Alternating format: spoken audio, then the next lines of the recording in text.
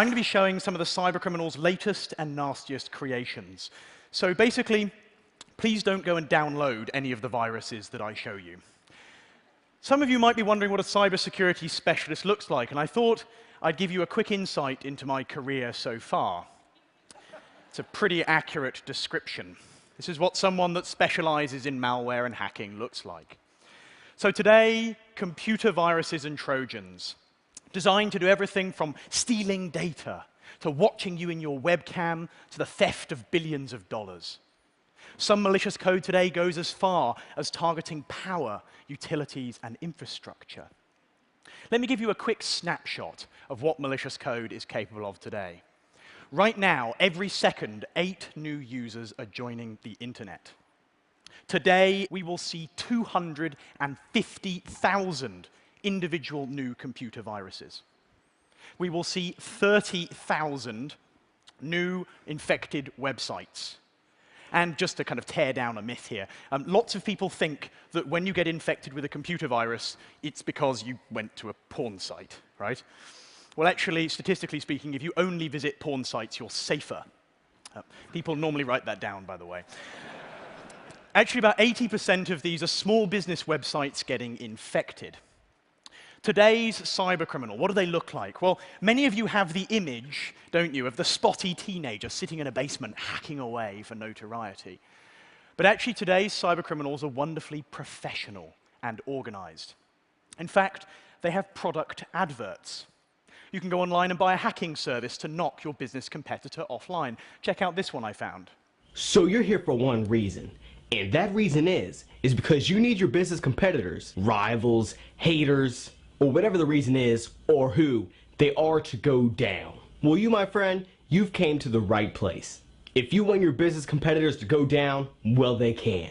If you want your rivals to go offline, well, they will. Not only that, we are providing a short-term to long-term DDoS service or scheduled attack, starting $5 per hour for small personal websites to $10 to $50 per hour. Now, I did actually pay one of these cybercriminals to attack my own website. Things got a bit tricky when I tried to expense it at the company. Turns out that's not cool. But regardless, it's amazing how many products and services are available now to cybercriminals.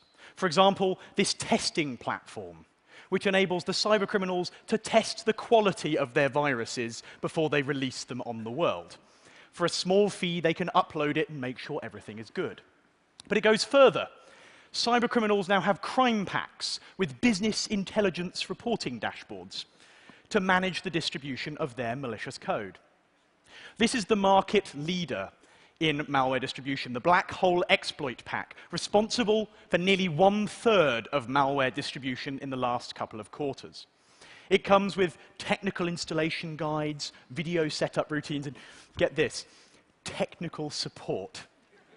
You can email the cybercriminals and they'll tell you how to set up your illegal hacking server.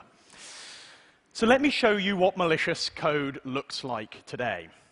What I've got here is 2 systems, an attacker, which I've made look all matrixy and scary, and a victim, which you might recognize from home or work. Now, normally, these would be on different sides of the planet or of the internet, but I've put them side by side because it makes things much more interesting. Now, there are many ways you can get infected. You will have come in contact with some of them.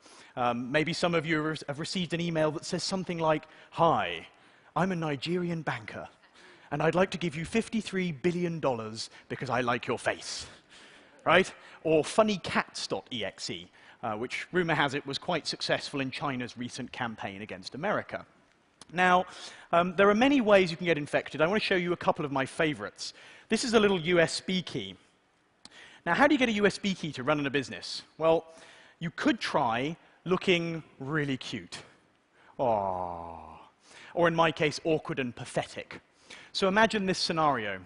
I walk into one of your businesses, looking very awkward and pathetic, with a copy of my CV, which I've covered in coffee. And I ask the receptionist to plug in this USB key and print me a new one. So let's have a look here on my victim computer. What I'm going to do is plug in the USB key. After a couple of seconds, things start to happen on the computer on their own, usually a bad sign. This would, of course, normally happen in a couple of seconds, really, really quickly. But I've kind of slowed it down so you can actually see the attack occurring. Malware's very boring otherwise. So this is writing out the malicious code. And a few seconds later, on the left-hand side, you'll see the attacker's screen get some interesting new text. And if I place the mouse cursor over it, this is what we call a command prompt. And using this, we can navigate around the computer. We can access your documents, your data. You can turn on the webcam. That can be very embarrassing. Or just to really prove a point, we can launch programs, like my personal favorite, the Windows calculator. So isn't it amazing how much control the attackers can get with such a simple operation? Let me show you how most malware is now distributed today. What I'm going to do is open up a website that I wrote. It's a terrible website. It's got really awful graphics. And it's got a comment section here where we can submit comments to the website. Many of you will have used something a bit like this before. Unfortunately, when this was implemented, the developer was slightly inebriated and managed to forget all of the secure coding practices he had learned. So let's imagine that our attacker, called Evil Hacker, just for comedy value, inserts something a little nasty. This is a script. It's code which will be interpreted on the web page.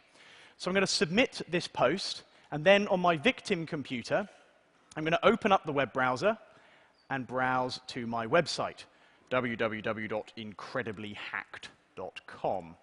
Notice that after a couple of seconds, I get redirected. That website address at the top there, which you can just about see, microshaft.com.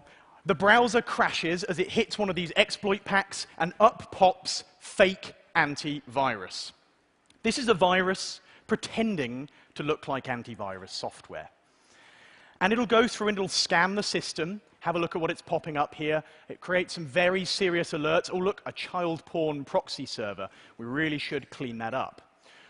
What's really insulting about this is not only does it provide the attackers with access to your data, but when the scan finishes, they tell you in order to clean up the fake viruses, you have to register the product. Now, I liked it better when viruses were free.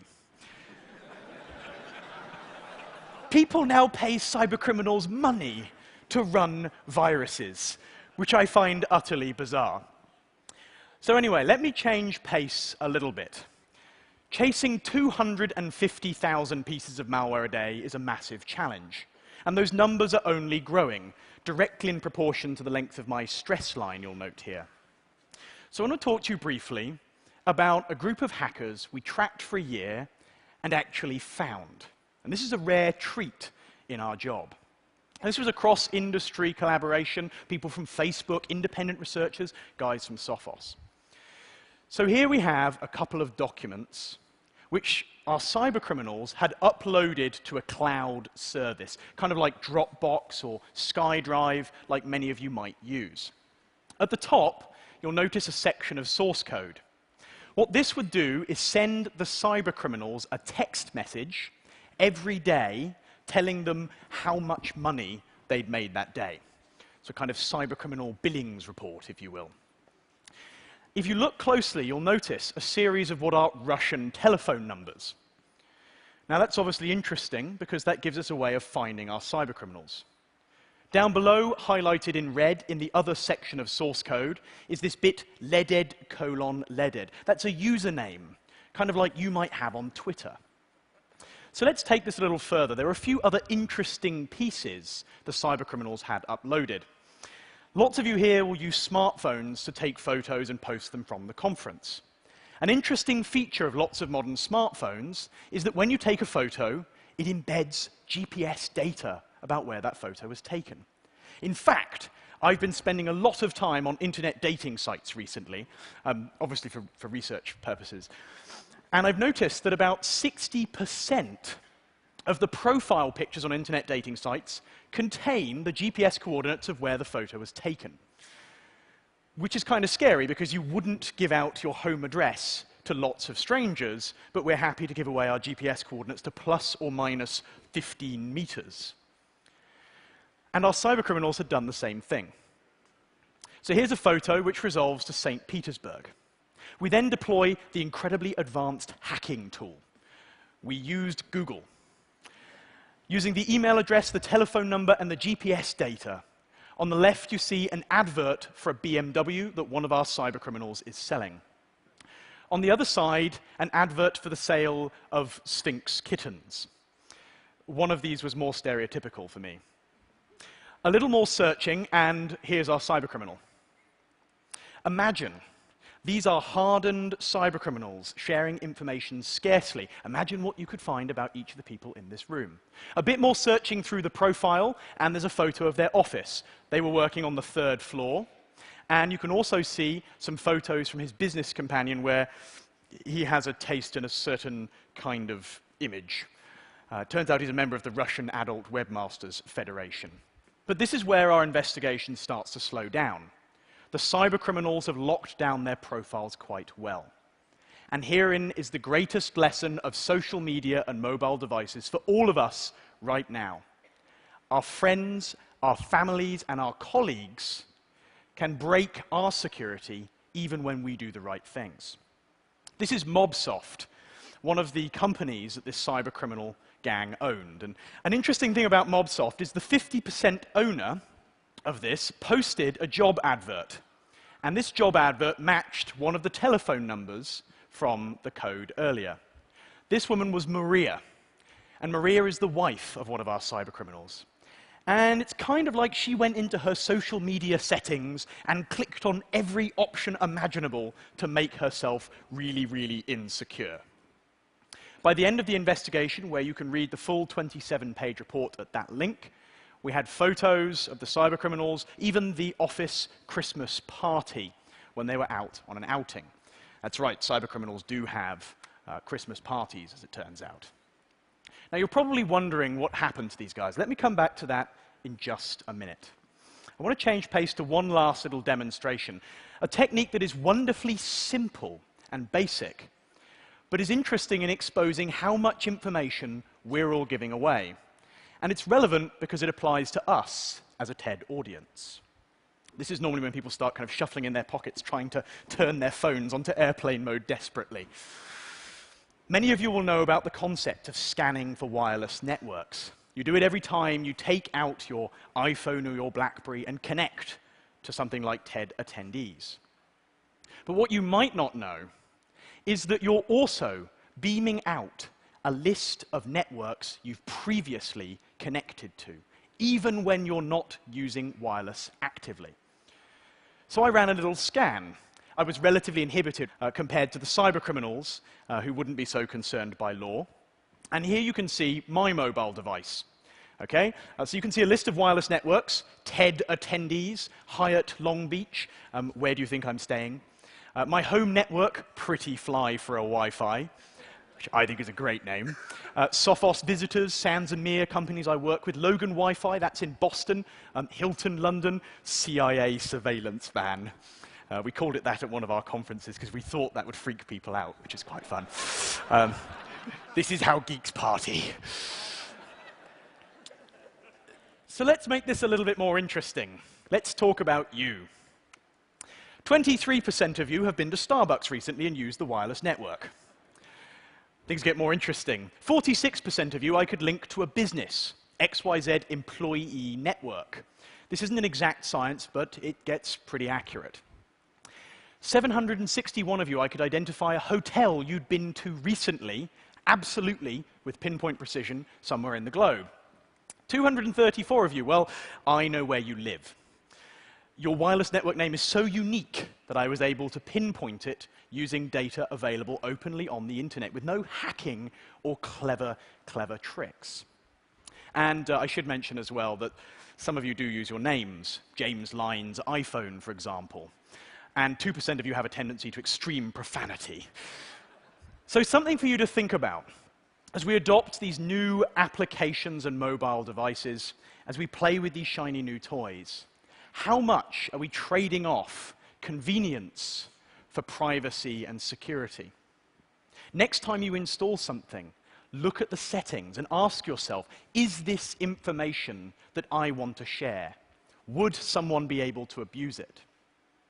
We also need to think very carefully about how we develop our future talent pool. You see, technology's changing at a staggering rate, and that 250,000 pieces of malware won't stay the same for long. There's a very concerning trend that whilst many people coming out of schools now are much more technology savvy, they know how to use technology, fewer and fewer people are following the feeder subjects to know how that technology works under the covers. In the UK, a 60% reduction since 2003, and there are similar statistics all over the world. We also need to think about the legal issues in this area. The cybercriminals I talked about, despite theft of millions of dollars, actually still haven't been arrested, and at this point, possibly never will. Most laws are national in their implementation, despite cybercrime conventions, where the internet is borderless and international by definition. Countries do not agree, which makes this area exceptionally challenging from a legal perspective. But my biggest ask is this. You see, you're going to leave here and you're going to see some astonishing stories in the news. You're going to read about malware doing incredible and terrifying, scary things. However, 99% of it works because people fail to do the basics. So my ask is this. Go online, find these simple best practices. Find out how to update and patch your computer. Get a secure password. Make sure you use a different password on each of your sites and services online. Find these resources, apply them. The internet is a fantastic resource for business, for political expression, for art, and for learning. Help me and the security community make life much, much more difficult for cybercriminals. Thank you.